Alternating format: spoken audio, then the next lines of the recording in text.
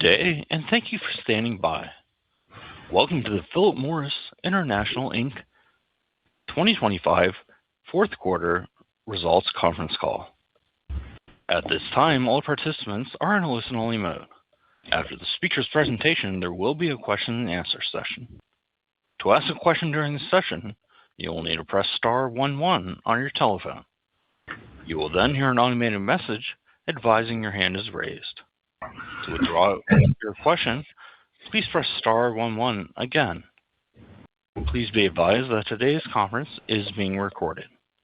I would now like to hand the conference over to your speaker today, James Bushnell, VP of Investor Relations and Financial Communication. Please go ahead. Welcome. Thank you for joining us. Earlier today, we issued a press release containing detailed information on our 2025 fourth quarter and full year results. The press release is available on our website at pmi.com. A glossary of terms, including the definition for smoke-free products, as well as adjustments, other calculations, and reconciliations to the most directly comparable U.S. GAAP measures for non-GAAP financial measures cited in this presentation, are available in the company's Form 8-K, dated today's date, and on our IR website. Today's remarks contain forward-looking statements and projections of future results. I direct your attention to the forward-looking and cautionary statements disclosure in today's presentation and press release for a review of the various factors that could cause actual results to differ materially from projections or forward-looking statements. I'm joined today by Jacek Olczak, Group CEO of PMI, and Emmanuel Babeau, Chief Financial Officer. Over to you, Jacek. Thank you, James, and welcome everyone. 2025 was another outstanding year for PMI. The shift of adult smokers to better alternatives is a lasting, structural movement, one that we continue to lead and from which we are generating strong, sustained growth. Our leading global position in smoke-free products enable us to deliver a fifth consecutive year of positive volumes with rapid top-line progress and significant margin expansion. We grew our smoke-free products volumes by an excellent 12.8%, with the increasing profitability of the portfolio reflected in organic smoke-free gross profit growth of 18.7%. IQOS remains the core driver, with both shipments and adjusted IMS growing around 11%. This includes an impressive acceleration in the fourth quarter, with a return to strong double-digit growth in Italy and a very promising start in Taiwan, just two examples of the broad growth across geographies. This performance also reflects the success of our multi-category strategy, with both ZYN ex-Nordics and VEEV more than doubling shipment volumes in international markets. Our strong brand offering, which includes high-quality, science-backed products in all three smoke-free products categories, allows us to better serve consumers and enhance our financial performance. While the nicotine pouch category remains nascent in most geographies, ZYN gained significant international share as we expanded the product portfolio and market reach. In the more established e-vapor category, VEEV is the fastest-growing brand of any major player in international closed pods and holds the number one position in 8 markets, with a substantial increase in gross profit. Although our performance continues to be fueled by the international business, we generated the vast majority of total PMI organic net revenue growth led by SFPs. We have a substantial opportunity in the U.S., where ZYN grew shipments by 37% despite supply constraints in the first half, a significant price premium, and the competitive portfolio gaps.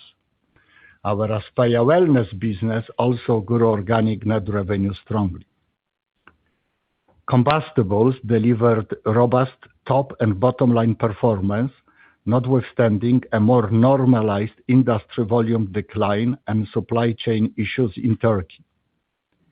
We accomplished this through strong pricing, portfolio resilience, and disciplined execution, with Marlboro reaching a historic high share. Managing this business responsibly enables us to invest boldly in better alternatives and sustain our smoke-free momentum. Together, these factors enabled us to deliver 15% adjusted diluted EPS growth in dollar terms, the strongest growth since 2011, excluding the pandemic recovery year of 2021. This reflects currency-neutral growth of 14%, well above our expectations at the start of the year, and the second year of mid-teens progress. Indeed, we have successfully achieved our 3-year CAGR targets for organic OI and currency-neutral EPS in 2 years. With another strong performance expected in 2026, despite some transitory headwinds, we are today renewing these growth targets for the next 3 years, further validating our best-in-class growth profile within consumer packaged goods.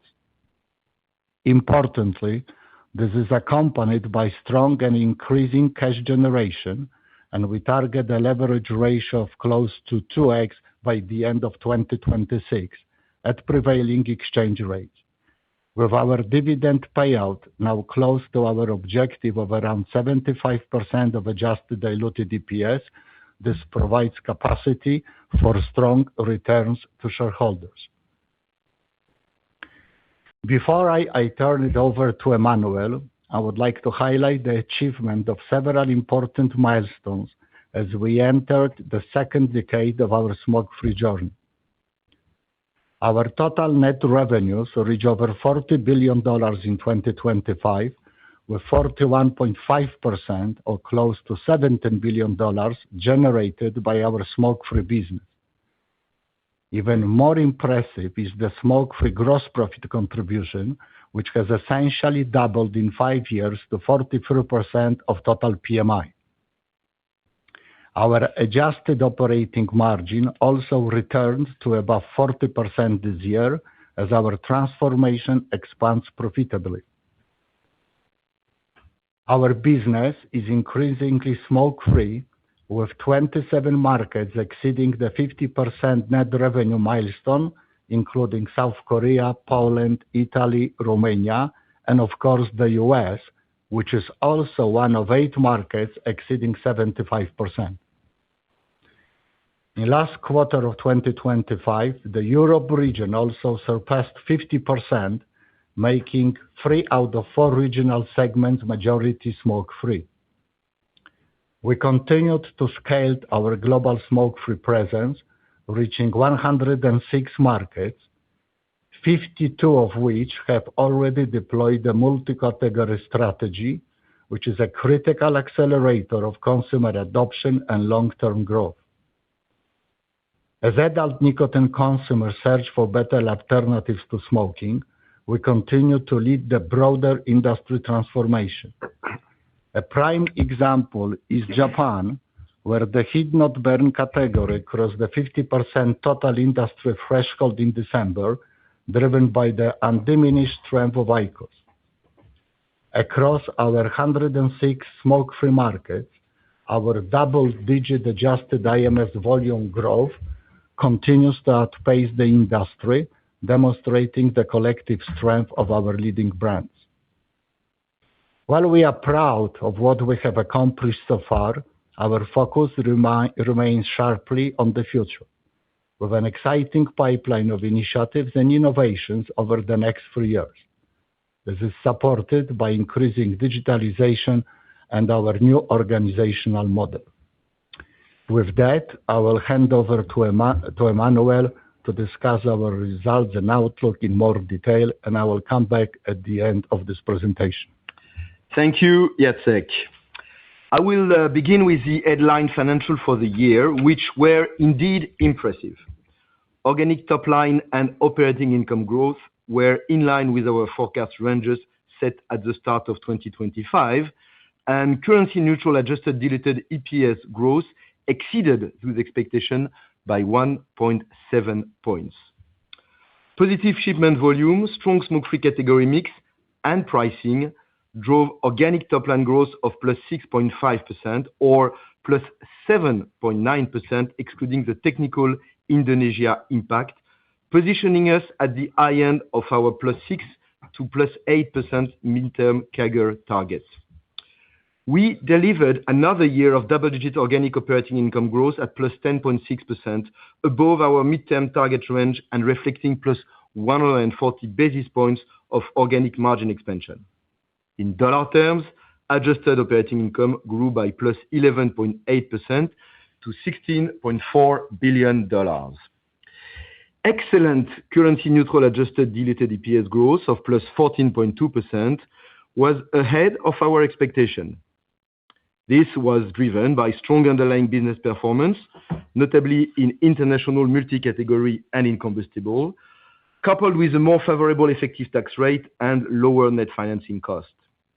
In dollar terms, adjusted diluted EPS of $7.54 was at the high end of our last guidance range, despite a lower than expected currency tailwind of $0.04 due to non-recurring transactional losses in Q4, largely related to the Russian ruble and the Swiss franc.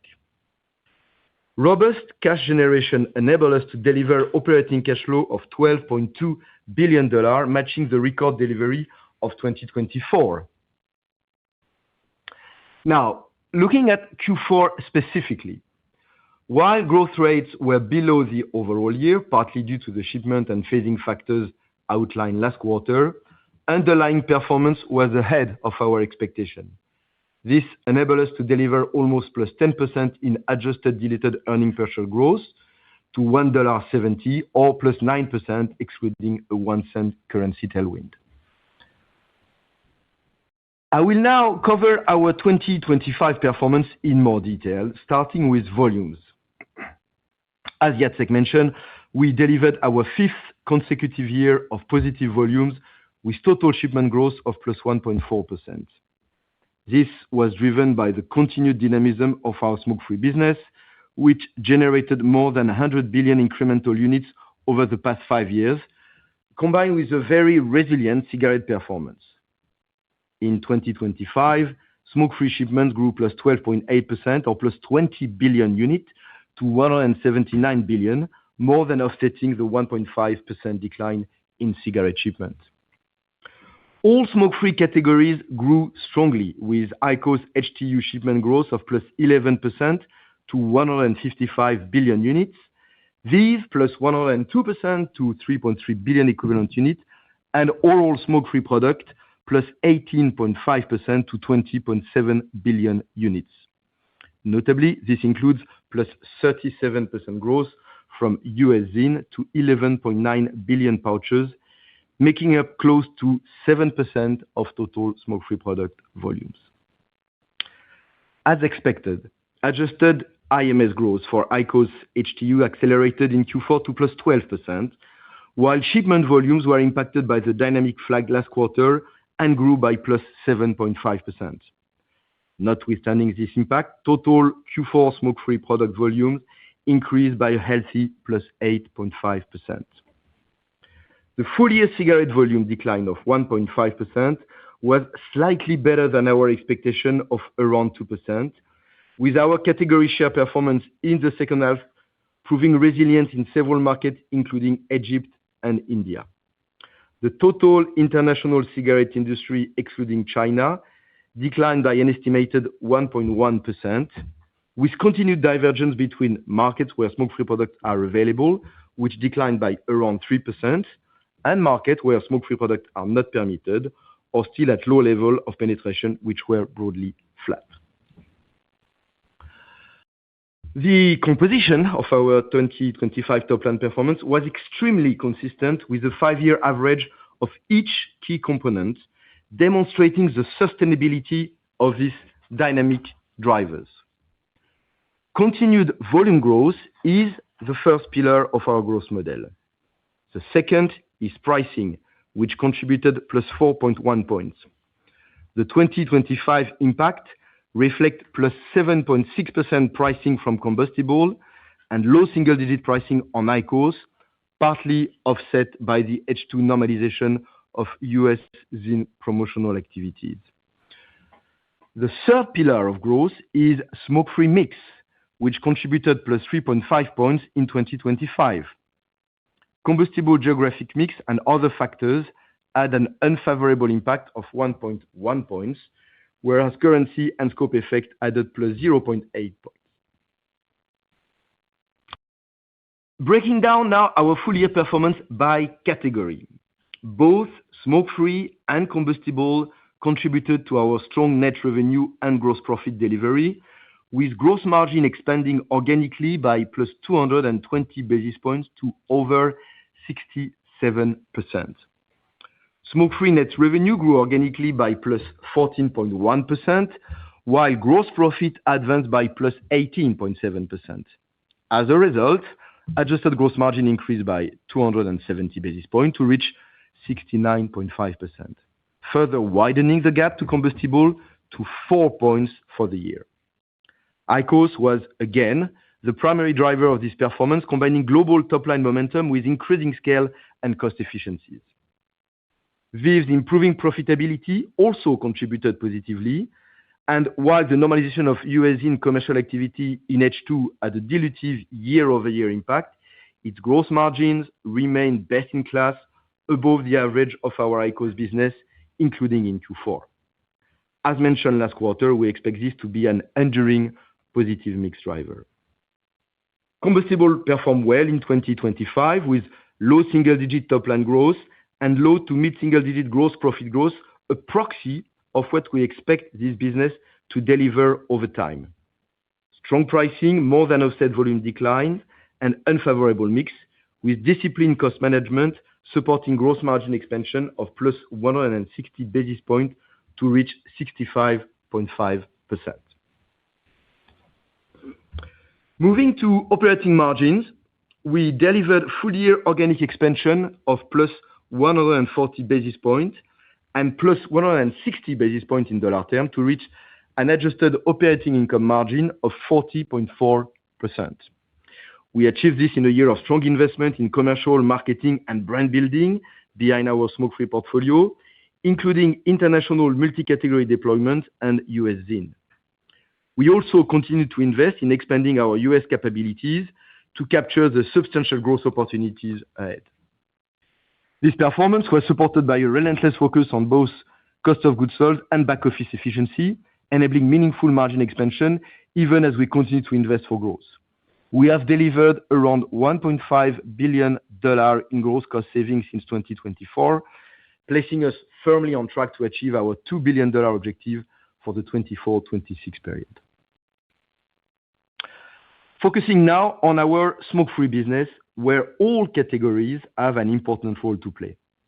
Our global presence continues to grow, with PMI smoke-free products now available in 106 markets. This includes the recent launch of ZYN in Argentina and IQOS in Taiwan. We increased the number of markets with all three categories to 26, compared with 9 markets 2 years ago. We continue to outpace the smoke-free market. Measured in the categories where we are present across these 106 markets, we delivered over +12% estimated in-market sales volume growth for the year, compared to over 9% for the industry. We estimate our volume share of smoke-free products on this basis is around 60%, and our 2025 share of category growth is over 70%. With our portfolio of leading premium brands, our share of smoke-free in value term is notably higher than 60%.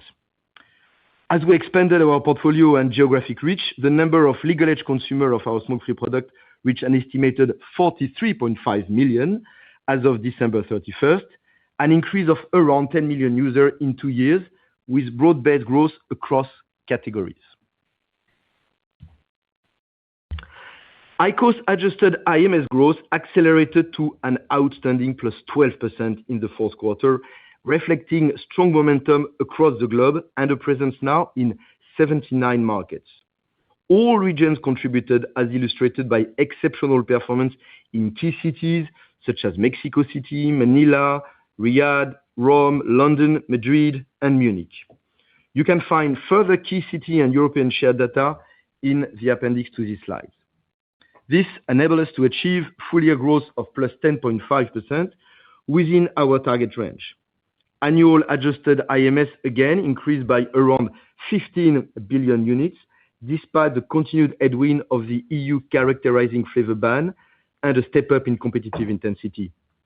Our global share of the heat-not-burn category remains impressively resilient at approximately 76%. This is supported by brand engagement initiative and continuous innovation across devices and consumable, including the continued introduction of ILUMA i to reach a total of 55 markets. Importantly, IQOS profitability continued to increase significantly, driven by pricing, scale, and productivity improvement on consumable and device cost. This is illustrated by a substantial increase in product contribution over time.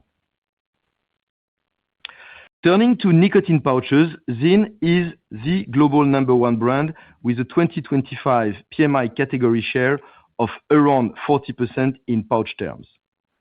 The U.S. represent approximately 2/3 of the category today, while international market, though still relatively small, are growing rapidly.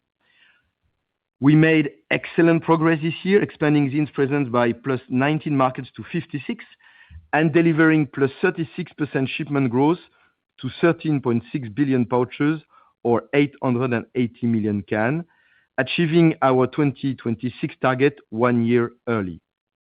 U.S. shipments grew +37%, while international volume grew +31% or +112% excluding the more mature Nordic market, where Q4 performance was impacted by a demanding shipment comparison. We are focused on the future growth of the category, broadening our portfolio to address the need of legal-age smokers looking to switch. This includes new strengths and flavor variants, including ZYN X-Low 1.5 mg, which was successfully rolled out to around 2/3 of ZYN market, driving a significant improvement in first experience acceptance among adult nicotine consumers.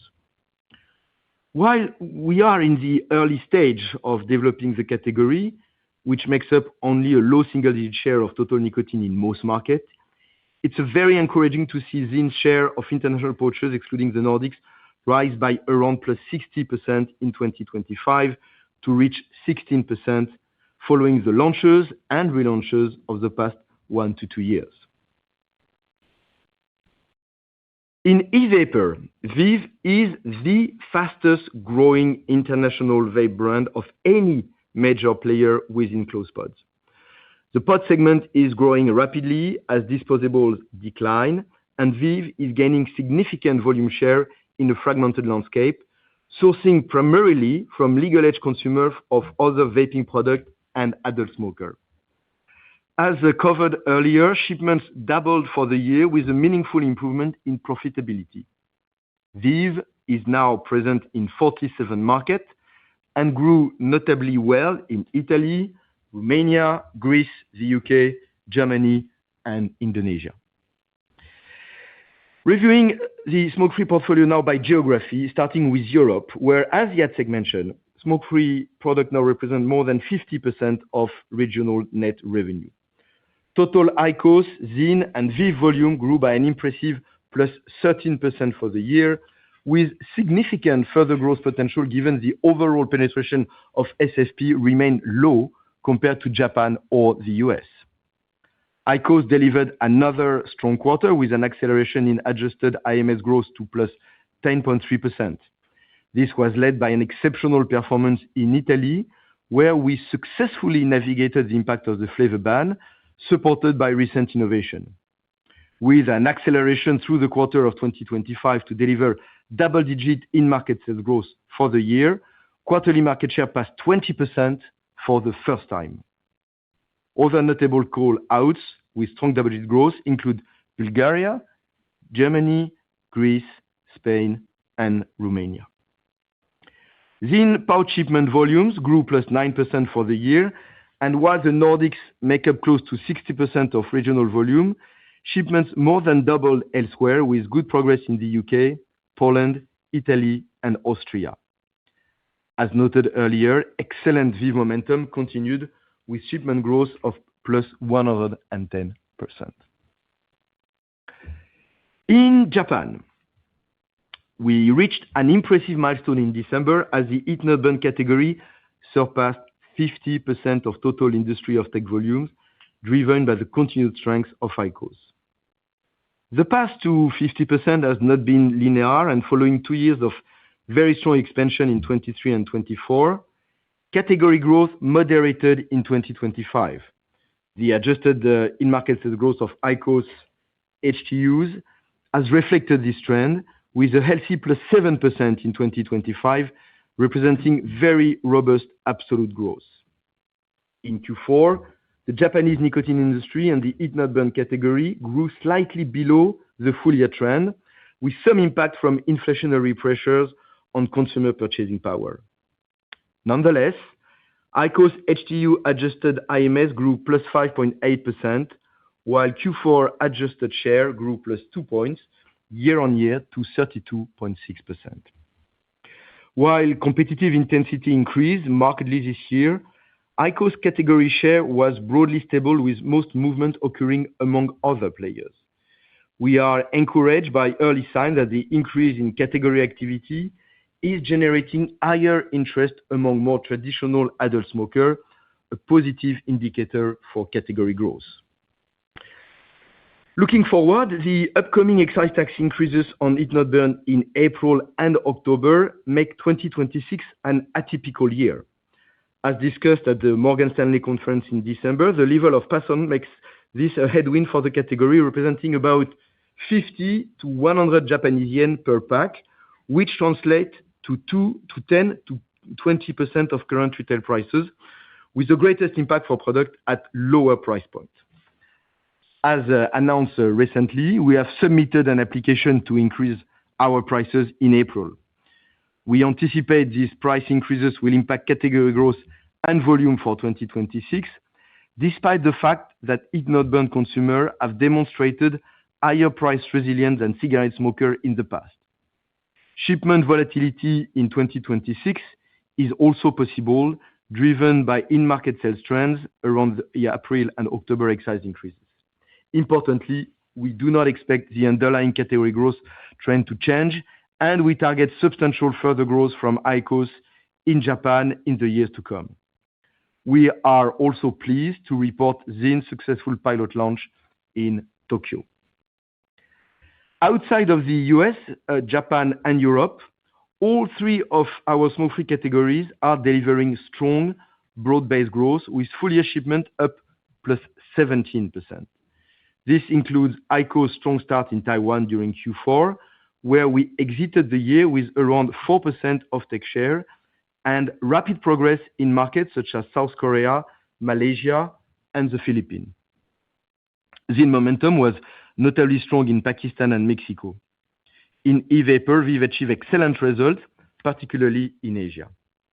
Our global travel retail business further support all three brands and continue to deliver impressive multi-category performance, serving as a powerful platform to showcase our portfolio.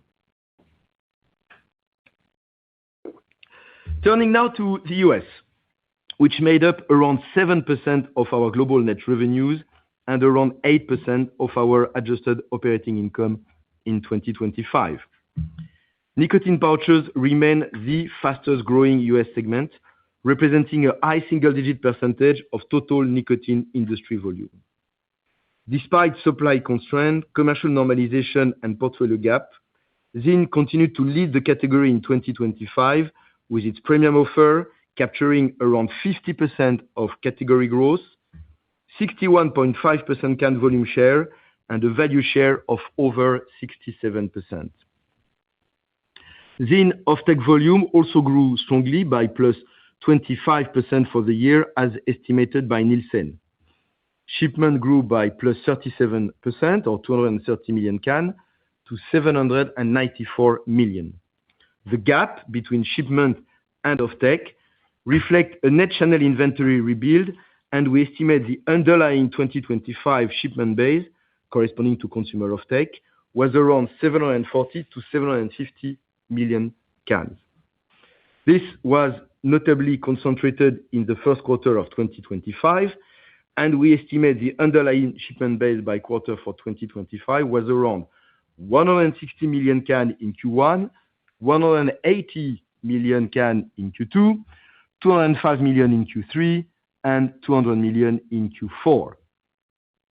Indeed, Q4 saw a lower than expected destocking of about 5 million cans as we deployed promotion, limited time offers, and announced a January list price increase of 0.10 per can in December. Looking ahead to 2026, we expect ZYN shipment volume to broadly reflect offtake growth from this underlying base before any further channel inventory movement. We estimate there remain around 25 million cans of surplus inventory in the downstream supply chain, which we assume will normalize in due course, most likely in the first quarter. The level of offtake growth for ZYN in 2026 will be influenced by three key factors in which we are investing. The most critical over the mid to long term is ZYN's brand equity as we strengthen marketing in a responsible manner, enhance point of sale visibility, and deepen the connection with our legal age consumers. Accessing all segments of the U.S. nicotine pouch category will require us to navigate a dynamic and uncertain regulatory environment. We have developed and are preparing to launch innovation to address a broad spectrum of consumer preferences. We have a number of pending ZYN submissions before the FDA, including ZYN Ultra, which is included in FDA's pilot program. ZYN Ultra offers higher strength and an expected range of adult-oriented flavors.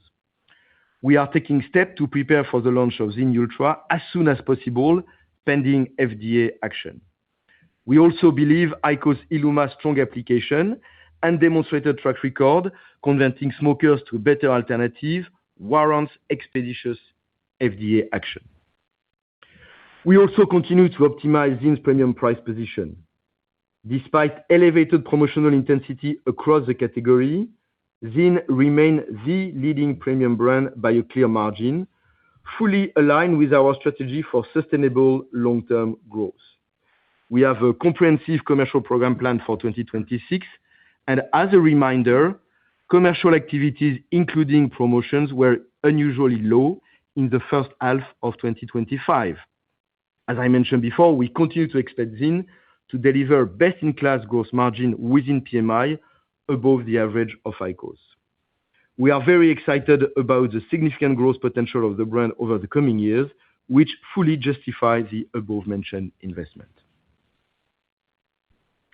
One example of our enhanced brand building effort is the recently announced global partnership between ZYN and Ferrari, which reignites our long-standing heritage in Formula One, with smoke-free product now at the forefront. Formula One's overwhelmingly adult audience provide a highly impact platform to engage consumer responsibly and reinforce ZYN's premium equity. Finally, moving to combustible, which delivered another robust year of pricing of +7.6%, including +6.8% in Q4, and very good gross profit growth.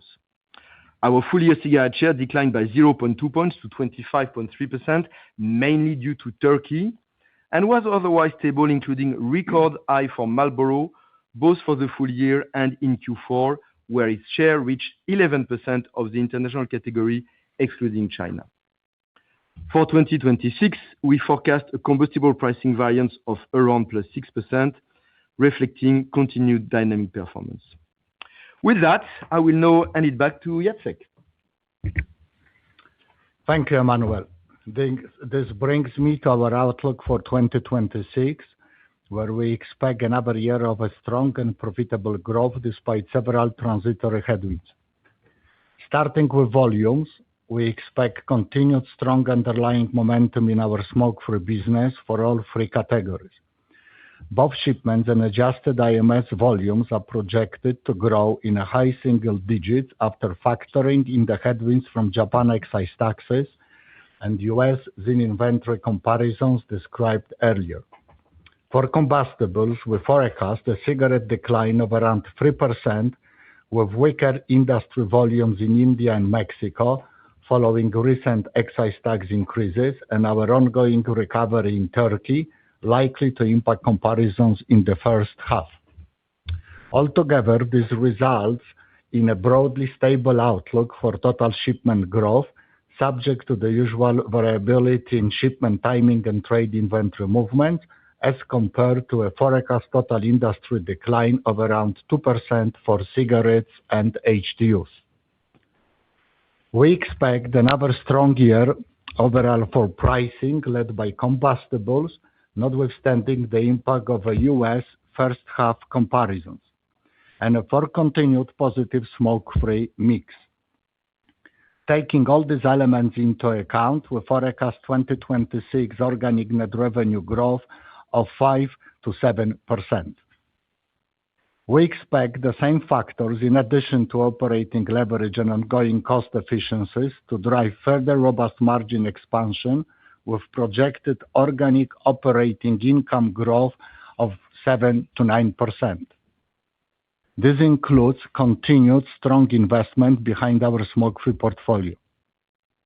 We are forecasting currency-neutral adjusted diluted EPS growth of 7.5% to 9.5%, factoring in broadly stable net finance cost and an effective corporate tax rate approximately in line with 2025 at around 21.5%. Including an estimated 28 currency benefit at prevailing exchange rates, this translates to 11.3% to 13.3% growth to a range of $8.39 to $8.54, which would mark another year of double-digit EPS growth in dollar terms. We expect a significant acceleration in operating cash flow growth at around $13.5 billion at prevailing exchange rates and is subject to year-end working capital requirements. The strong cash generation is expected to support further meaningful deleveraging in 2026, which I will come back to shortly. On a quarterly basis, we expect the first quarter to be the softest quarter of the year, reflecting demanding year-on-year comparisons and investment phasing.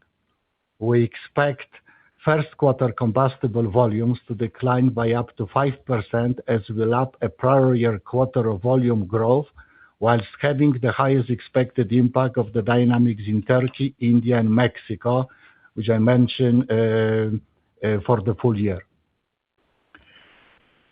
Smoke-free product shipments will also be impacted by the U.S. ZYN shipment dynamics explained by Emmanuel and the strong HTU comparator.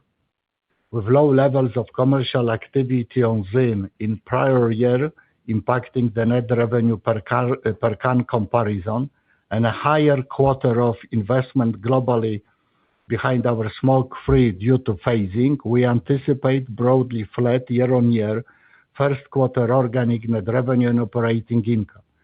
We forecast high single-digit adjusted diluted EPS growth of $1.80 to $1.85, including a 14 cents tailwind at prevailing rates, supported by a favorable comparison to transactional currency impacts in the prior year. As I mentioned earlier, we have delivered our 3-year CAGR targets on operating income and EPS in just 2 years. Combining our 2026 forecast with the strong results of 2024 and 2025, we expect to meet or exceed all of our 2024-26 CAGR targets presented at our 2023 Investors Day. This is especially the case for operating income and EPS growth, despite our algorithm assuming a more favorable corporate tax rate. In addition, our expected adjusted EPS CAGR in dollar terms represent a strong double-digit delivery. This brings me to the 2026-2028 outlook, where we are renewing our medium-term growth targets in the next 3 years. We continue to target positive total shipment volumes with the growth of smoke-free products more than offsetting cigarette volume declines. While our 2026 forecast ranges are marginally lower due to the specific factors we explained, for the 3-year period to 2028, we continue to target compound annual growth rates of 6%-8% in organic net revenues, 8%-10% in organic operating income as margins expand, and 9%-11% in adjusted diluted EPS at constant currency. These renewed targets reflect our confidence in sustaining the strong pace of top and bottom line growth over time. They also reaffirm our best-in-class growth profile within the large cap consumer packaged goods sector. We target smoke-free product shipment and adjusted IMS volume growth of high single digits to low teens. Our multi-category strategy in international markets will continue to be the dominant driver of smoke-free products growth, further amplified by the substantial opportunity in the U.S. As we progress through the period, we expect this to be bolstered by the new market openings and an active innovation pipeline. The U.S. launch of IQOS ILUMA is included in these targets, including initial commercial investment with the precise cadence subject to the timing of launch. Meanwhile, the resilience of our combustible portfolio provides a critical backbone, providing the infrastructure, financial firepower, and consumer connection to accelerate smoke-free growth. We look forward to sharing more with you on this topic at the CAGNY conference on February 18. We remain a highly cash-generative business, which is based on the strength of our brands and reinforced by disciplined management of cost and cash. This gives us the financial capacity to invest strongly behind our smoke-free business, maintain superior shareholder returns, and optimize our balance sheet. Over the next 3 years, we target aggregate operating cash flow of around $45 billion at prevailing exchange rates. We anticipate capital expenditures of approximately $1.3 to $1.5 billion per annum on average, with the potential for lower amounts beyond 2026, and the lion's share of investments again focus on smoke-free products. Alongside superior business results, we are committed to delivering superior shareholder value. Having essentially reached our target dividend payout ratio of around 75% of adjusted diluted EPS, we have the capacity to pursue dividend growth closer to the level of earnings growth, as demonstrated by the 8.9% increase announced in September last year. Strong cash flow and EBITDA growth enables deleveraging. We closed 2025 with an adjusted leverage ratio of 2.5x, reflecting solid progress despite the unfavorable impact of year-end currency movements on our net debt. We expect further improvements in 2026, targeting close to the 2x by year-end at prevailing exchange rates, providing increased flexibility for capital allocation. In summary, our full-year performance underscores the strength and the momentum of our global smoke-free business, supported by investment in our premium brands and continued resilience of combustibles. Despite the complex operating environment shaped by economic uncertainty, geopolitical tensions, and evolving regulations, we continued to make significant progress towards our vision of a smoke-free future. As we delivered consistent, best-in-class growth, we are reinvesting in our leading brands, innovation, and the critical capabilities which support long-term performance.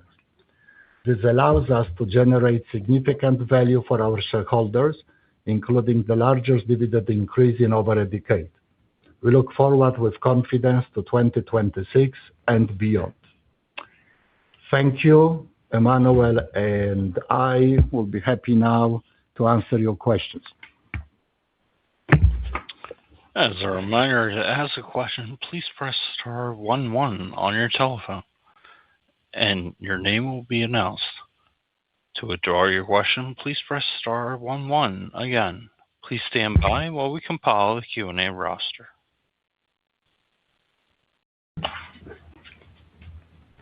Our first question comes from Matt Smith with Stifel. Your line is open. Hi, thank you, Jacek and Emmanuel, for taking my question.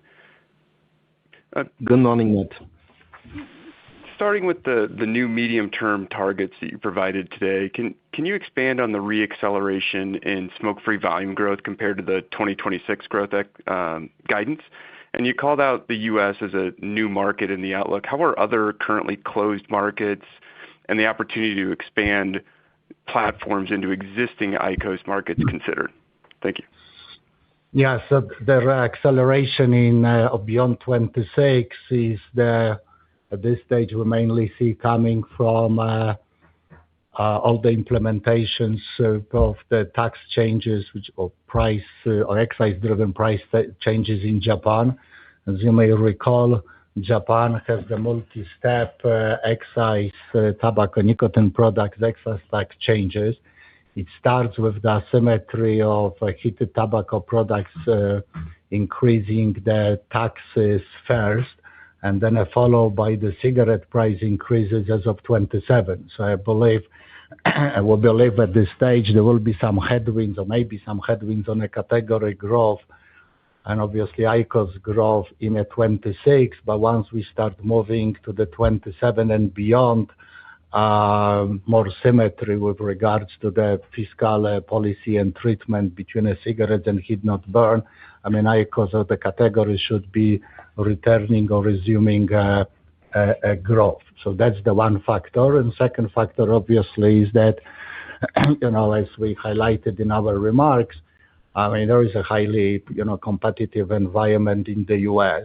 Despite, U.S. in the total smoke-free volumes maybe doesn't have that much of a weight, but for a growth is very opportunities, and the growth is very important to us.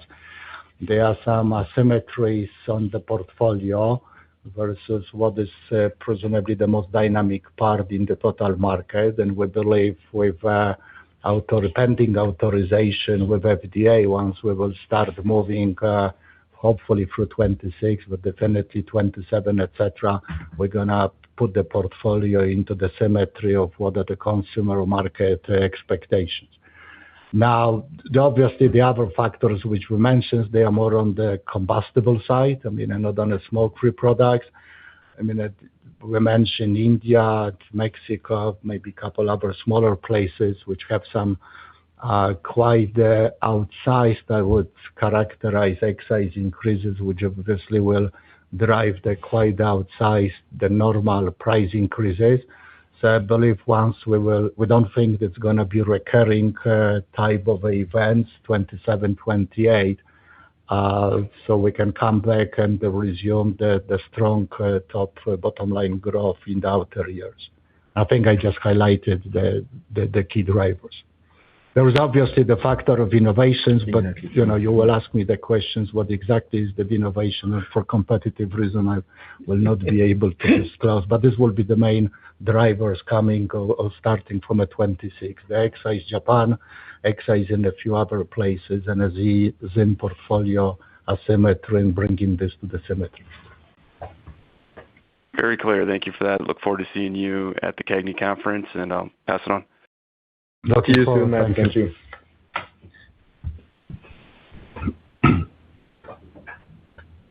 Thank you. Our next question comes from Eric Serotta with Morgan Stanley. Your line is open. Great. Thanks so much. Guide for 26. Good morning, Eric. Oh, good morning.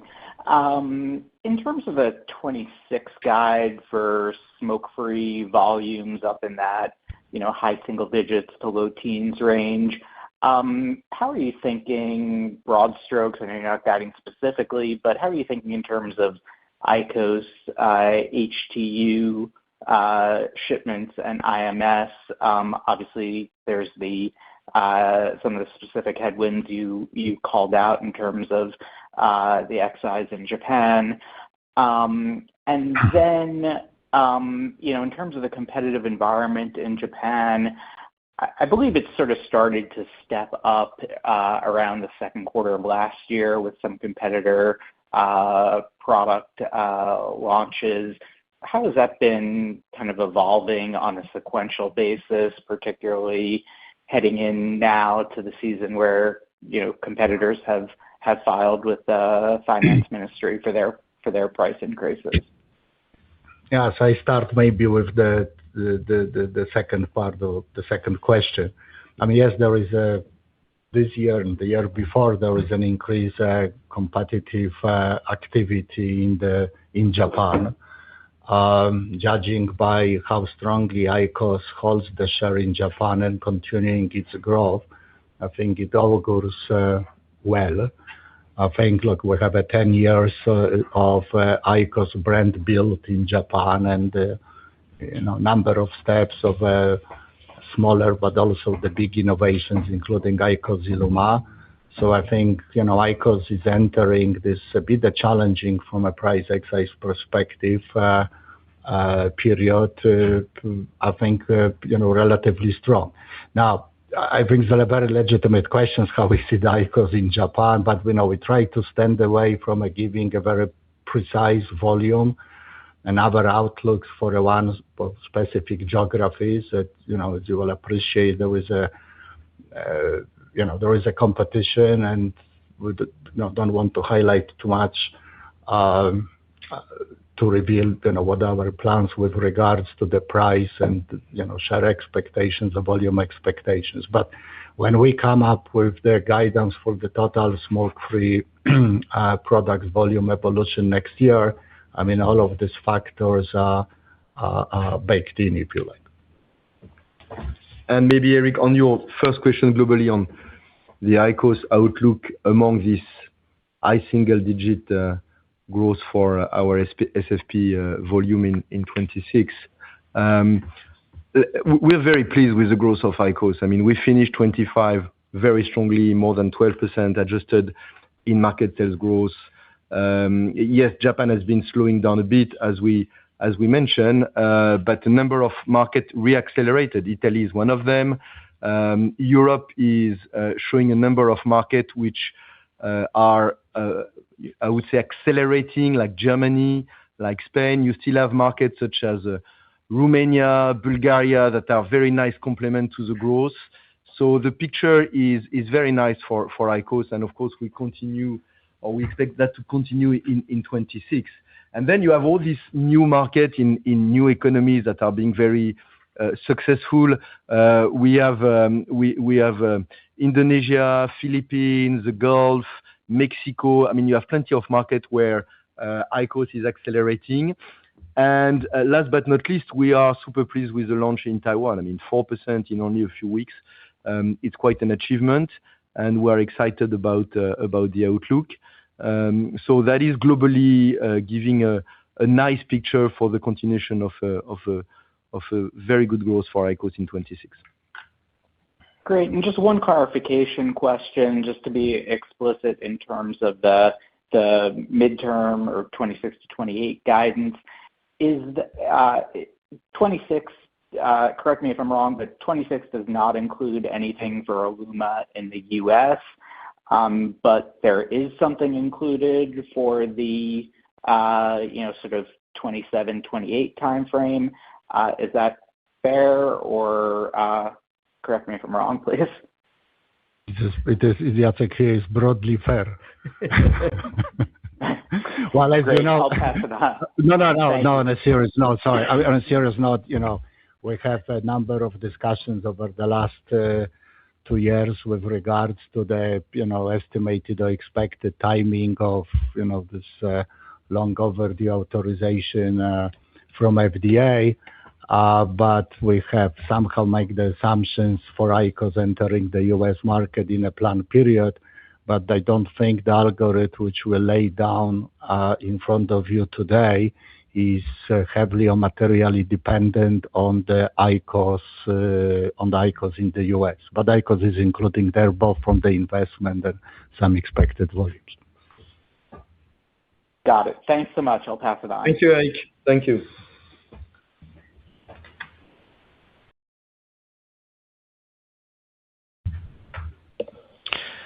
Thank you. Our next question comes from Bonnie Herzog with Goldman Sachs. Your line is open. All right. Thank you. Hi, everyone. Good morning, Bonnie. Hi. I wanted to follow up on Japan and the excise tax situation. And as you mentioned, we've known or seen that you're applying or you did apply for a price increase on top of the tax.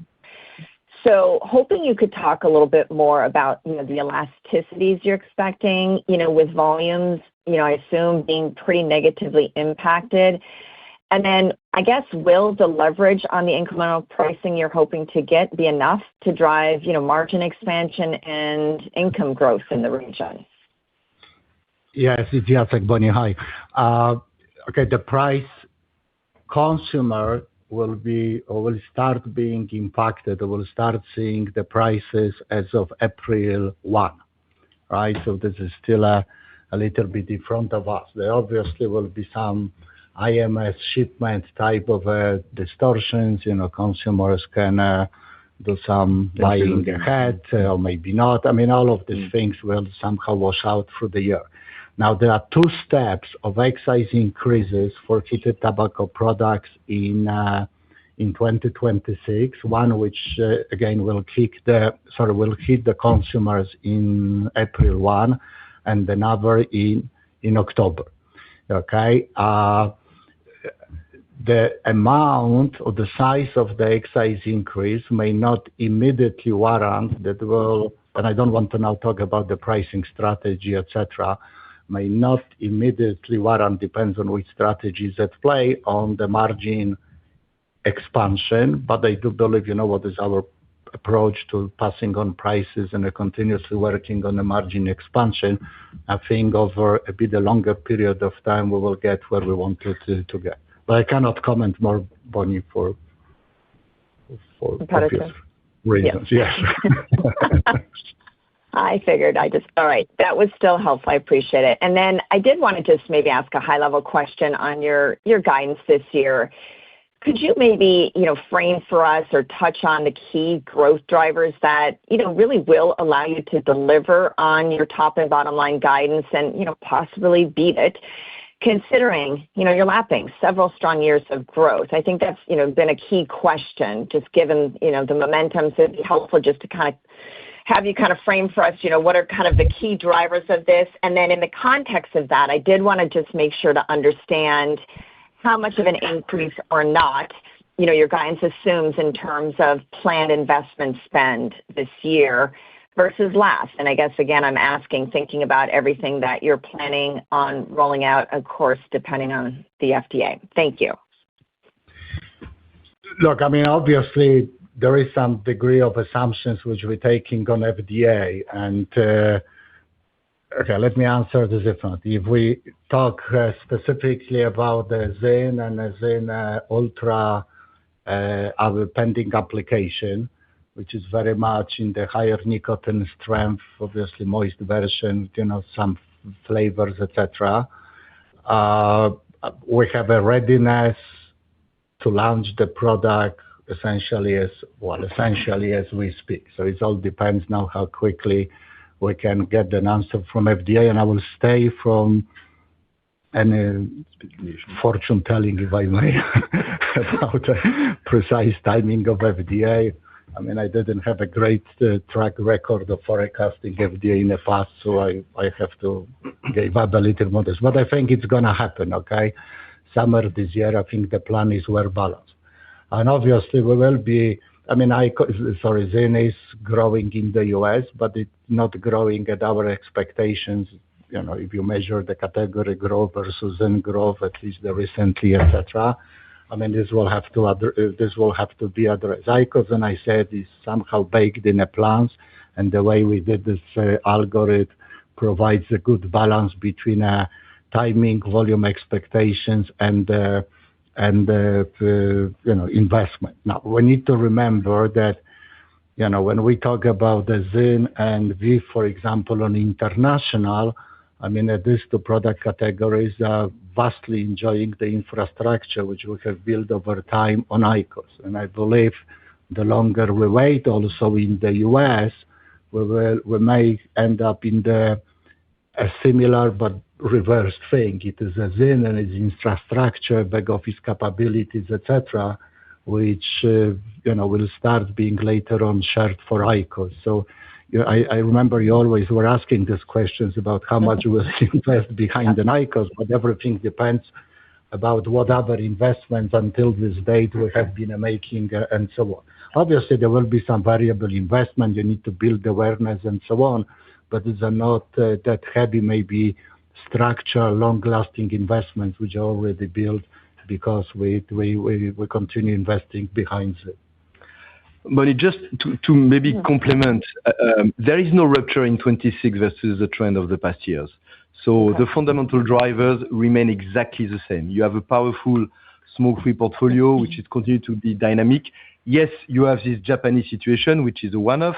You have the high base of comparison in the U.S., which will have an impact in terms of growth versus what is real underlying growth. So that is something we are taking into account. But fundamentally, the dynamism is there. It's coming with a very nice positive mix impact on the margin, and that is playing. And on combustible, we have this resilient business model.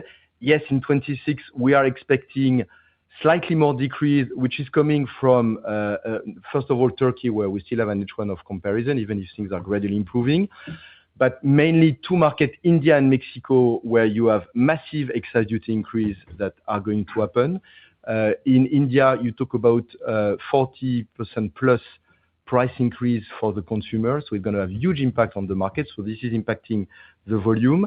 But even with that, we are targeting to have this resilient model where with a decline in volume, we believe we can grow low single digit the revenue and low to mid single digit the gross profit. So as you can see, the 26 objective is not very far from the CAGR of the midterm growth algorithm.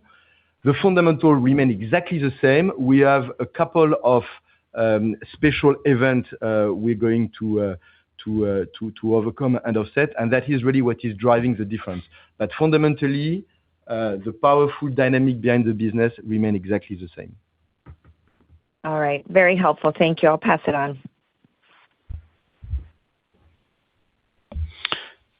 Thank you. Our next question comes from Faham Baig with UBS. Your line is open.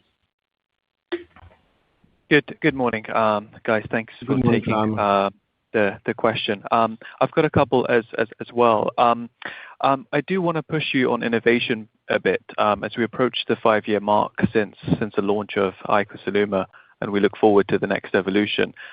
What technical or functional attributes do you see could further improve consumer conversion, particularly in the emerging markets? And the second question goes back to ZYN. We've observed a notable absence of ZYN promotions over the last 2 months in the U.S. Can you clarify, is this a deliberate shift as you await the offering of ZYN Ultra, which is a higher moist product, which you mentioned, or is there a shift between how aggressive you want to currently drive trial versus looking to capture the 50% category growth you've alluded to historically? Okay, so Jacek, I take the question. Okay, starting with your first question, I'm very pleased and honored as representative of PMI that you're tracking the innovation engine of PMI. You're absolutely right. We're plus minus in the planned period approaching 5 years of IQOS ILUMA. So I think your predictions are pretty good, but I will not answer second part of that question, what the innovation is going to be for the reasons which I guess are understandable. Now, when it comes to promotions, I actually think is the 2 months. There is obviously the difference in which promotions and intensity of the promotions U.S. market has deployed in Q3 and the Q4. There were a couple of schemes which we didn't repeat it for, there was our decisions, but I wouldn't just conclude that from a shorter period of time about the promotional intensity of activity. We have it in a plan. I cannot, again, talk about this. But the way to look at this, and I think we've been very transparent in our remarks, there are 3 aspects of what will make long-term success of our pouch business in the U.S. And we're repeating what we always were doing on so far on the international. One is the brand, and there has to be quite a degree of the support from a brand building activity. There is obviously the component of a portfolio which is meeting at least the current trends. We can have a separate conversations which of these trends we think may be longer lasting, which of this can be longer lasting. But the fact is that ZYN is doing okay within a day group of a 3.6 milligram, but clearly is missing a higher nicotine strength. Particularly maybe 9, maybe others. So that's the thing which we'll have to address, and here we need to deal or work with FDA. And there is a third component into this thing, which is obviously price and a price premium, which consumer is willing to pay for ZYN in exchange for having a reputable, vibrant, dynamic brand and the right product.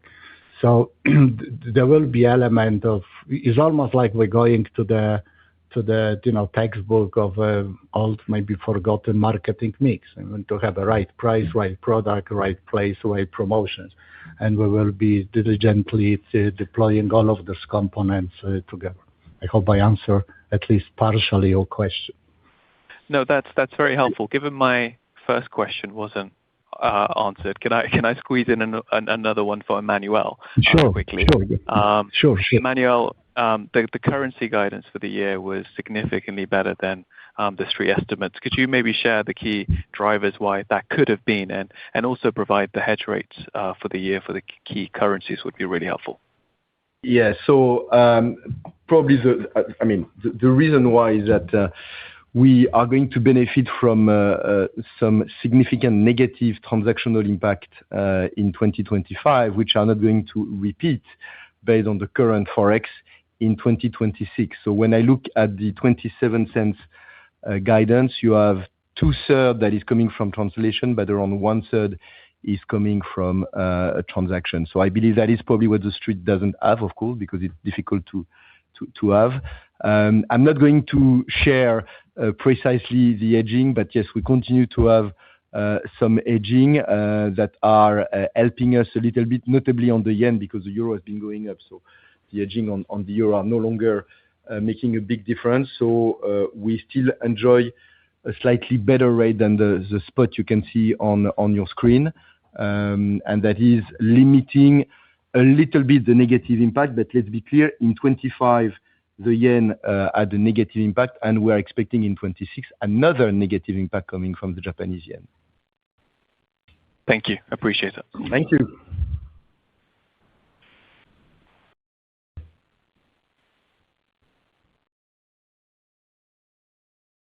Thank you. Our next question comes from Gerald with Needham & Company. Your line is open. Thanks. Thank you very much for the question. Hi, Gerald. How you doing? I just have one. Would love to get your thoughts. But last month, it was reported that New York is considering a significant excise tax increase on nicotine pouches. So just would love to get your thoughts when you consider the obvious potential for other states to maybe adopt similar proposals, and then maybe the impact you believe that this could have on the promotional environment or the competitive landscape. Thanks. Yeah, we're aware of this proposal. I mean, the comment I can make at this stage that this is counterproductive to the health benefit for nicotine or smokers this product provides. So I think the legislator there is taking everything into consideration. Look, states in the U.S., as you know very well, are driven by their own thinking process, and not necessarily one state actions are translating to other state actions. But let's see how that's gonna unfold. I repeat, because for us, it's very important that short-sighted approach to the excise on the products which are vastly better than cigarettes undermines real public health objectives. So I think it's just the wrong idea. Okay. Thank you. Thank you. Our final question comes from Damian McNeela with Deutsche Bank. Your line is open. Hi. Thank you. Hi, Damian. Hi. Thank you. Just one question for me, really, just on costs. You've indicated that you're on track to deliver 2 billion of cost savings by the end of this year. Just wondering whether you're in a position to quantify whether we should expect a similar level of cost savings for the medium-term guidance to the end of 2028, and what scope AI may have to accelerate cost savings, please. Well, so it's not part of the guidance we're providing today, but we certainly ambition to continue to be very efficient on our cost.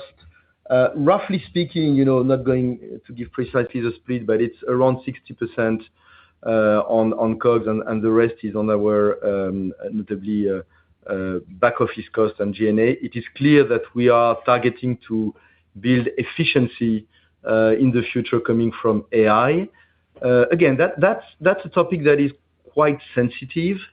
If you start to say what to invest and what to expect from AI, but you should certainly expect that AI is going to be an engine for more efficiency and for cost performance in the future. Absolutely. Okay. Thank you. Thank you. Thank you. I'm showing no further questions at this time. I would now like to turn it back to management for closing remarks.